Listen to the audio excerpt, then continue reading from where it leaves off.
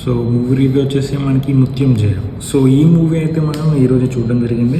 And కంప్లీట్గా నా experience ఏంటో చెప్తాను. దానికంటే ముందు ఛానల్ ఎవరైనా కొత్తగా చూడండి తప్పకుండా సబ్స్క్రైబ్ చేసుకోండి. ఇది కంప్లీట్గా మీరు ట్రైలర్ చూసుకుంటే మీకు అర్థమవుతుంది. ఇది కంప్లీట్ సస్పెన్స్ థ్రిల్లర్ అనమాట. సో శ్రీ విష్ణు ఏంటంటే మనకి రెగ్యులర్గా కామెడీ ఫార్మాట్లోనే ఆయన రెగ్యులర్ ఫిల్మ్స్ అన్నీ వస్తుండే. ఇది కొంచెం అవుట్ ఆఫ్ ద జోన్ అయితే ఉంటుంది.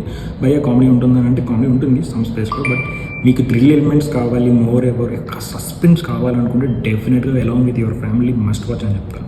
ఇంకా కంప్లీట్గా మీరు మూవీ డీప్లోకి వెళ్ళిపోవాలంటే ఒక 10 to 15 minutes సెటప్ చేస్తూ ఉంటుంది అనమాట.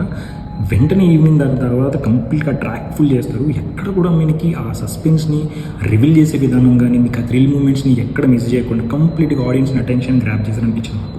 అండ్ మూవీలో నాకు బాగా నచ్చింది ఏంటంటే సినిమాటోగ్రఫీ అండ్ మ్యూజిక్ అయితే చాలా బాగుంది. అండ్ ఇంక శ్రీ విష్ణు గారి గురించి స్పెషల్గా చెప్పేది ఏమని చెప్పండి.